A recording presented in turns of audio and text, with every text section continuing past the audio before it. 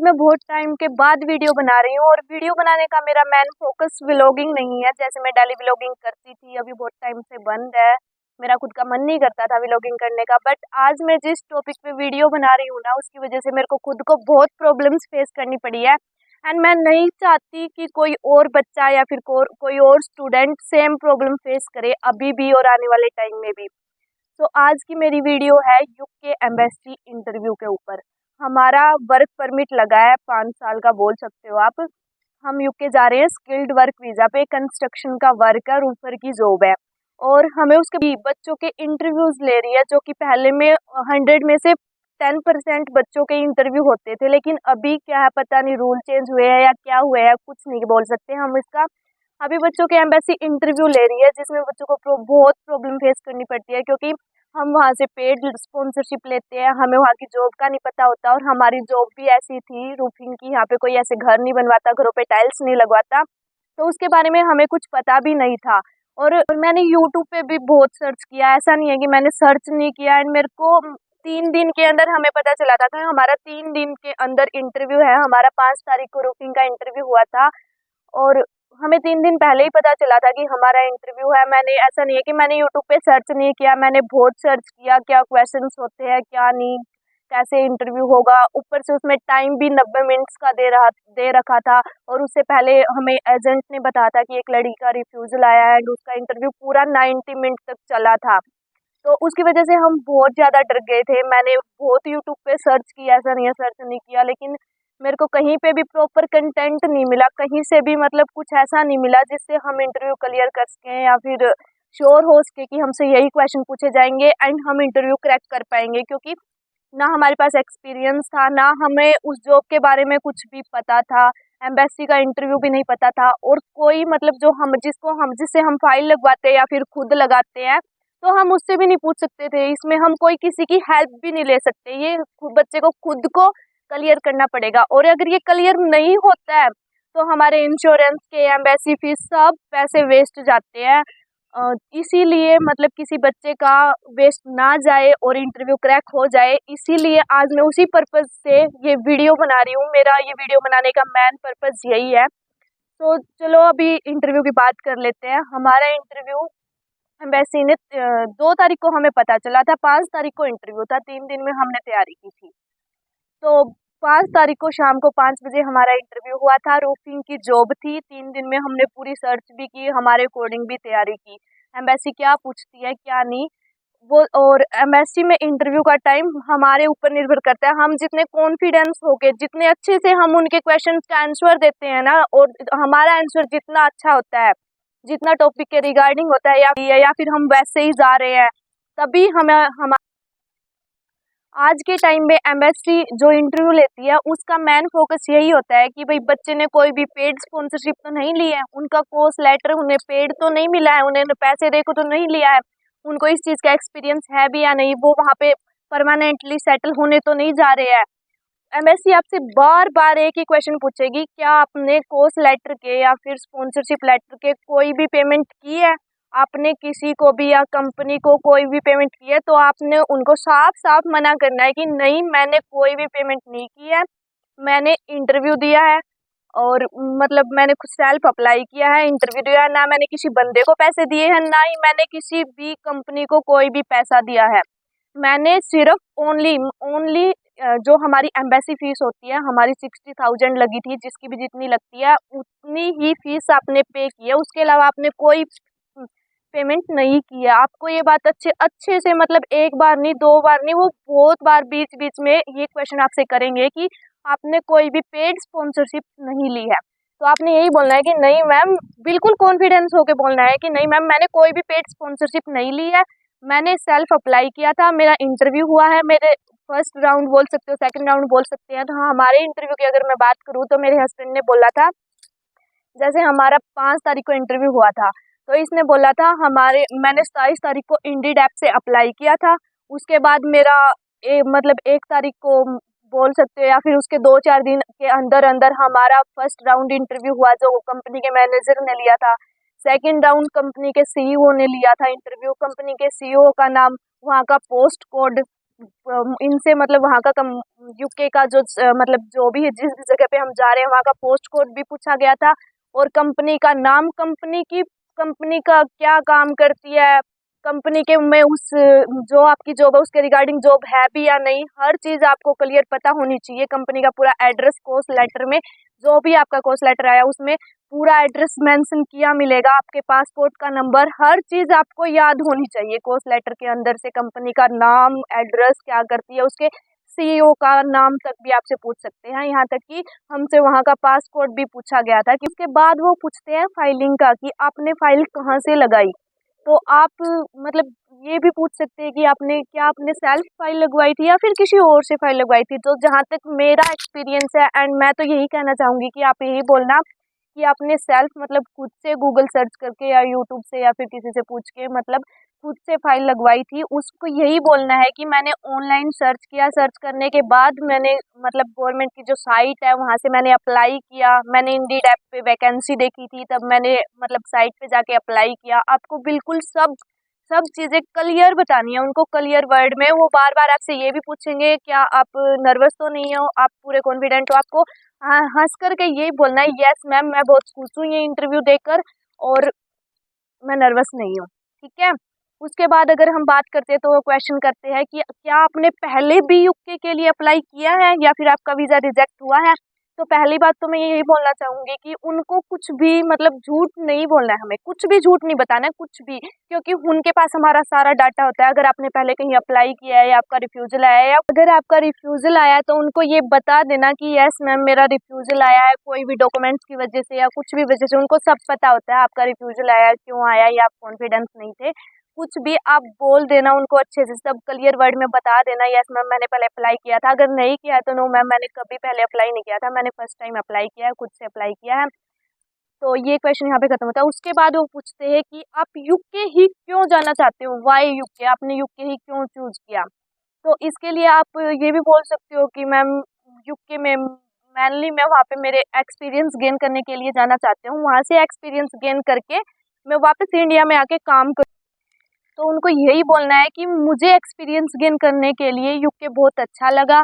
मुझे UK country मतलब मैंने कंपनीज के बारे में सर्च किया, मेरा जो वर्क है उसके बारे में सर्च किया, उसके रिगार्डिंग मुझे यूके बेस्ट लगा। यहाँ की कंपनीज, यहाँ की अपॉर्चुनिटीज़, या फिर जिस भी फील्ड में जा रहे हो, होम केयर में जा रहे हो या फिर स्टडी वीज़ा में जा रहे हो, तो यूनिवर्सिटी से रिलेटेड कुछ भी मतलब ऐसा ही बोलना है कि भाई यूके आपने क्यों चूज़ किया, या फिर कोई भी कंट्री आप चूज़ कर रहे हो तो उसमें अच्छे से आपको प्रॉपर बताना है कि आपने क्यों चूज़ किया। ये मत बोल देना कि मैम मेरा ड्रीम था यूके जाना, मैं बस ऐसे ही जा रहा हूँ, मतलब कुछ भी ऐसा वैसा नहीं बोलना है, हमें प्रॉपर वे में अच्छे से रिप्लाई करना है।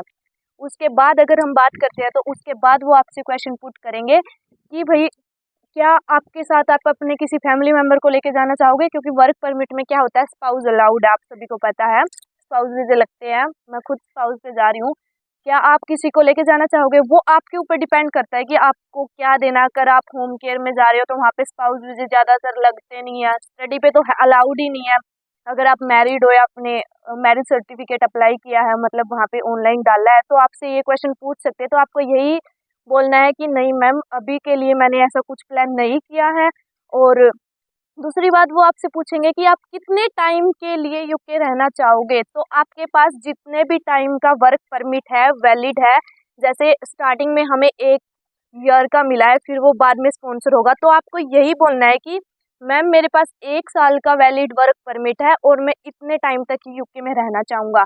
फिर वो आपसे ये क्वेश्चन भी पूछ सकते हैं कि अगर आपको कोई और कंपनीज, अदर कोई कंपनीज, या फिर वहाँ पे उसके बाद आपको स्पॉन्सरशिप लेटर मिलता है, वहाँ पे रहने की अपॉर्चुनिटी मिलती, तो आप वहाँ पे रहोगे या नहीं। तो आपका ये बोलना है नहीं मैम मैं वहाँ पे सिर्फ एक्सपीरियंस गेन करने के लिए जा रहा हूँ, वहाँ पे परमानेंट सेटल होने के लिए नहीं। मैं वहाँ से वापस आकर के इंडिया में अपना खुद का अच्छा बिजनेस शुरू करना चाहता हूँ, खुद औरों को सिखाना चाहता हूँ। अदर और बंदे बोलना है कि हम जो हमारे पास आपके पास जितना भी वैलिड है वही उतना ही बोलना है कि मेरा ऐसा कोई प्लान नहीं है, मैं वहाँ पे इतने दिन के लिए रहूँगा। और मैं ये बात आपको इसलिए पूछ रही हूँ, हमसे ये क्वेश्चन नहीं हुआ था, बट हमारे पास एक लड़के का पीडीएफ आया था जिसका रिफ्यूज़ल आया था, उससे मेनली यही क्वेश्चन पूछा गया था कि भई अगर आपको और कंपनी स्पॉन्सर करती है तो क्या आप वहाँ पे रहना चाहोगे? तो उस लड़के ने बोल दिया था यस सर मैं वहाँ पे रहना चाहूँगा। तो उन्होंने सिर्फ इस क्वेश्चन की वजह से उसका रिफ्यूज़ल दे दिया। उस पे क्या बीतती होगी, मैं ऐसा कुछ मतलब आप इसे समझ जाओ कि आपको ये नहीं बोलना है, आपको यही बोलना है जितने पास आपके पास 6 मंथ का है, 1 ईयर का, 2 ईयर का है, उतना ही वैलिड वर्क परमिट है और हम उतने टाइम के लिए ही वहाँ पे रहना चाहते हैं। तो आपसे वो क्वेश्चन पूछ सकते हैं कि क्या आपका कोई भी फ्रेंड या फिर फैमिली मेंबर पहले से यूके में है, अगर है तो वो आपकी उससे आपकी लोकेशन भी पूछ सकते हो, तो आप बोल सकते हो अगर आपका कोई फ्रेंड या फिर फैमिली मेंबर यूके में है या नहीं है, तो आप ये भी बोल सकते हो नहीं सर मेरा कोई नहीं है। अगर आपको उनकी लोकेशन नहीं पता तो आप बोल सकते हो नहीं सर मुझे नहीं पता, अगर मेरा वीज़ा आएगा तो मैं उनसे कंफर्म कर लूँगा उनकी लोकेशन वगैरह। बाद क्वेश्चन आता है वो ये पूछते हैं कि क्या आपसे पहले आपकी किसी फ्रेंड ने या फिर फैमिली मेंबर ने मैनली वो यूके जाने के लिए अप्लाई किया था, तो वो भी आप बताना चाहो बता सकते हो कि हाँ किया था या फिर गए हैं वहाँ पे है या फिर नहीं गए हैं, क्यों नहीं गए, आप उनको प्रॉपर बता सकते हो। उसके बाद आता है कि वो आपसे आपकी जो कंपनी है, कंपनी की लोकेशन पूछ सकते हैं कि आप जहाँ जा रहे हो, आपकी जो लोकेशन है वहाँ कहाँ पे है। जैसे हमारी लंदन में थी, पूरा ऊपर वहाँ पे पोस्ट लेटर में उसका पूरा एड्रेस दिया हुआ होता है कि यहाँ यहाँ यहाँ आप जा रहे हो। फिर आपसे ये भी पूछ सकते हैं कि आपकी कंपनी क्या किस चीज़ की है, तो कंस्ट्रक्शन की है या फिर जो भी आप बता सकते।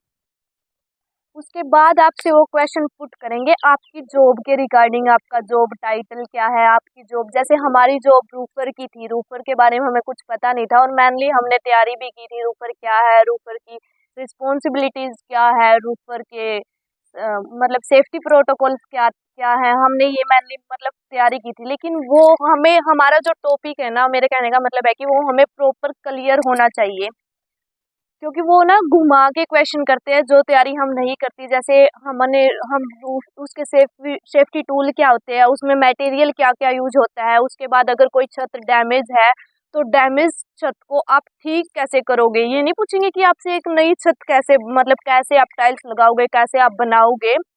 तो मेरे कहने का मतलब यही है कि वो मतलब घुमा फिरा के क्वेश्चंस करते हैं, जैसे कि अगर छत का कोई पार्ट डैमेज है तो आप उसको ठीक कैसे करोगे, इसमें इनके सेफ्टी टूल्स क्या है, या फिर 2-3 टाइप की छत होती है उनमें डिफरेंसेस पूछ लेते हैं। तो आपको मैं कुल मिला के यही कहना चाहूँगी, आपका जो टॉपिक है, जैसे हमारी जो प्रूफर की थी, किसी की मैनेजर की हो सकती है, किसी की कुछ भी हो सकती है, मतलब जो भी आपका जॉब टाइटल है तो उसकी आपको क्लियर जानकारी होनी चाहिए उसके रिगार्ड। तो कुल मिला के मैं यही बताना चाहती हूँ कि वो एक क्वेश्चन के अंदर आपसे बहुत सारे क्वेश्चन पुट कर सकते हैं। जैसे हमसे पूछा गया था कि अगर एक रूफ डैमेज है, छत डैमेज है, तो आपको उसको ठीक कैसे करोगे, उसमें कौन कौन से टूल्स यूज करोगे, कौन कौन सा मटेरियल लगेगा। तो एक के अंदर 3 क्वेश्चन हो गए, तो कुल मिलाकर के हमें नई छत आप कैसे बनाओगे वो भी पता होना चाहिए, अगर कोई छत डैमेज है आप उसको ठीक कैसे करोगे वो भी पता होना चाहिए, जो जो उसमें मटेरियल यूज होता है जैसे सीमेंट, क्ले वगैरह वगैरह जो भी, वो सभी आपको पता होना चाहिए। उसके अलावा आपको उसके सेफ्टी टूल्स, उसके सेफ्टी प्रोटोकॉल्स, उसकी रिस्पॉन्सिबिलिटीज़ और उसके मतलब बारे में रूफर क्या होता है, हर चीज़ आपको प्रॉपर पता करनी चाहिए। और इसके बाद एक मेन क्वेश्चन है, वो रहता है लैंग्वेज का। अगर लैंग्वेज की बात करूँ तो मैं अगर पर्सनली तौर पे बोलूँ तो मैं यही मतलब रेफर करूँगी कि आप इंटरव्यू इंग्लिश में ही दो, क्योंकि हमने लैंग्वेज टेस्ट दिया हुआ होता है, वहाँ पे सबमिट होता है, हमारा पीटी हो गया, जैसे हमने यूके वीआई का दे रखा है, पीटी बोल दो, आईलेट्स बोल दो, जो भी आपने टेस्ट दे रखा है तो हमने वो इंग्लिश में दे रखा होता है। और अगर हम इंग्लिश सुनते हैं मतलब या इंग्लिश में देते हैं तो उनके ऊपर मतलब अच्छा पॉजिटिव बोल सकते हैं हम, पॉजिटिव इफेक्ट पड़ता है कि भाई बच्चे वहाँ पे जाके कन्वर्सेशन कर सकता है अच्छे से, मतलब उसको कोई भी स्ट्रगल नहीं होगा लैंग्वेज प्रॉब्लम को लेकर। बाकी आपकी मर्जी, आप चेंज भी कर सकते हो, लैंग्वेज का ऑप्शन होता है, आपको 12 घंटे के अंदर रिप्लाई करना होता है। जब आपकी इंटरव्यू के लिए मेल आती है भैया इस दिन आपका एम्बेसी इतने टाइम का इंटरव्यू कंडक्ट करेगी, तो उसके 12 घंटे के अंदर अंदर आपको रिप्लाई करना होता है कि आप कौन सी लैंग्वेज में इंटरव्यू देना चाहोगे, वरना अगर रिप्लाई नहीं करते हो तो आपका इंटरव्यू इंग्लिश में ही होगा। ठीक है। अगर मैं टाइमिंग की बात करूँ तो हमारे जैसे इंटरव्यू की मेल आई थी तो उसमें 90 मिनट का बोल रखा था कि आपका इंटरव्यू होगा, वो 90 मिनट तक चलेगा।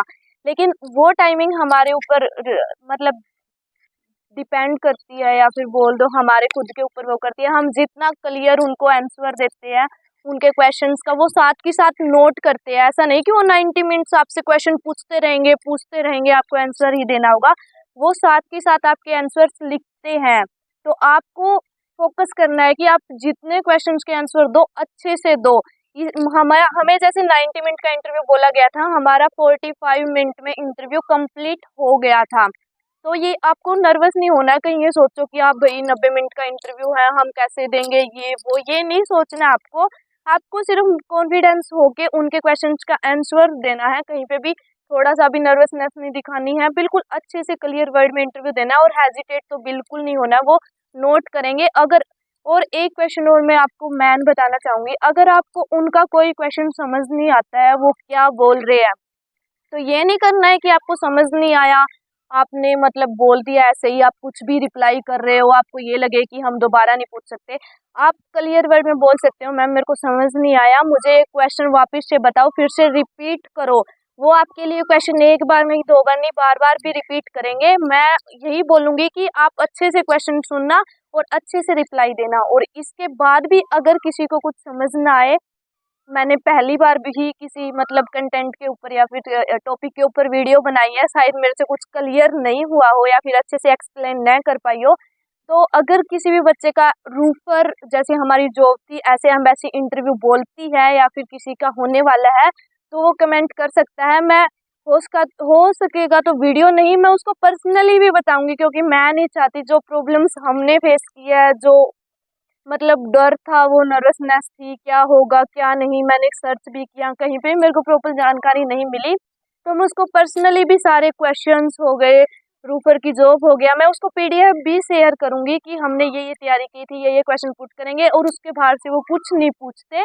तो आप कमेंट कर सकते हो अगर किसी बच्चे का इंटरव्यू है, या फिर मैं बिल्कुल रिप्लाई करूंगी। इसके बाद अगर हम बात करें तो इंटरव्यू के रिजल्ट टाइम की, हमें भी नहीं पता था, हमने सर्च भी किया था, अगर हम गूगल करते हैं तो 3 वीक्स का टाइम बताते हैं, भाई 3 वीक के अंदर अंदर रिजल्ट आ जाएगा। लेकिन मैनली जहाँ तक पर्सनली मैंने एक्सपीरियंस किया है, बहुत से बच्चों का अभी रिफ्यूजल आया है। अगर किसी का रिफ्यूजल आना होता है तो वो 48 घंटे के अंदर अंदर आ जाता है।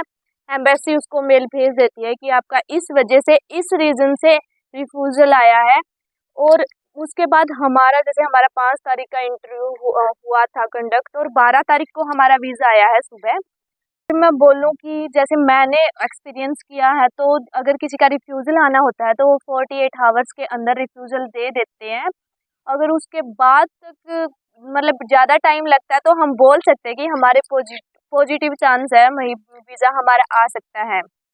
अगर इसके बाद कि मैं किसी बच्चे का रिफ्यूजल आ जाता है और आपको लगे कि मतलब आपके एक दो क्वेश्चन ही गलत है, या फिर आपके रिफ्यूजल का रीज़न आपका कोर्स लेटर नहीं है, आपकी जॉब नहीं है, या फिर आपके बोलने का तरीका है, आपका या आपके एक दो क्वेश्चन गलत है, एक दो यानी मतलब 10 में से आपके 5 या 6 क्वेश्चन गलत है, उसकी वजह से आपका रिफ्यूजल आ सकता है। तो मैं आपको यही बोलूँगी कि आप एम्बेसी को मेल डालो कि हमें कन्वर्सेशन की वजह से हम इन क्वेश्चंस का रिप्लाई अच्छे से नहीं कर पाए, आंसर अच्छे से नहीं दे पाए, तो हो सकता है, मैं श्योर नहीं बोल सकती, हो सकता है कि वो आपका इंटरव्यू दोबारा ले ले, दोबारा से कंडक्ट कर ले और आपका वीज़ा आ जाए। आप मैं बोलना तो यही चाहूँगी कि आप अपनी तैयारी प्रॉपर रखो, अच्छे से इंटरव्यू दो, कोई मतलब ज़्यादा लंबी चौड़ी बात नहीं है, बिल्कुल नॉर्मल जैसे आप घर पे बोलते हो वैसे ही अपना इंटरव्यू दो, आपका क्लियर हो जाएगा। बाय चांस फिर भी अगर आपका रिफ्यूज़ल आ जाता है और आपको लगता है कि आपके ज़्यादा क्वेश्चन गलत नहीं है, या फिर रिफ्यूज़ल का कारण आपकी जॉब के रिगार्डिंग रिगार्डिंग वाले क्वेश्चन है, तो आप एम्बेसी को मेल डाल सकते हो, और मेल डाल के आप ये बोल सकते हो, मेल में क्लियरली मेंशन कर सकते हो कि ऐसे ऐसे कन्वर्सेशन की वजह से हमें ये दिक्कत हुई, या फिर कोई और रीज़न दे सकते हो। तो आप हो सकते हो उसमें 50-50 चांसेस हो सकते हैं कि आपका इंटरव्यू दोबारा हो जाए और आपका वीज़ा आ जाए। अगर उनको लगता है कि भाई कन्वर्सेशन की वजह से आपका इंटरव्यू ख़राब गया था, या फिर दोबारा आपका इंटरव्यू अच्छा है, तो आपका वीज़ा आने के चांसेस 50-50 हो जाते हैं। तो आप ट्राई कर सकते हो।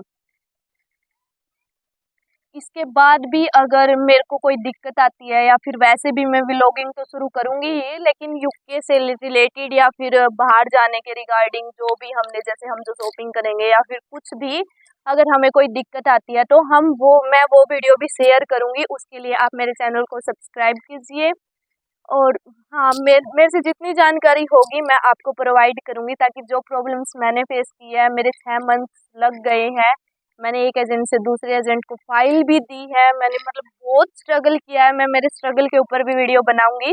मैं नहीं चाहती कि वो चीज़ें आपके साथ हो या फिर आपको करना पड़े। तो अगर मेरे को कोई और प्रॉब्लम्स भी आएगी तो मैं वो भी आपके साथ शेयर करूंगी। पूरी यूके की जर्नी भी शेयर करूंगी, वहाँ पे हमें क्या काम मिलेगा क्या नहीं, मतलब मैं प्रॉपर वे में आपके साथ सब कुछ शेयर करूंगी। तो उसके लिए आप मेरे चैनल को सब्सक्राइब कर सकते हैं। Thank you.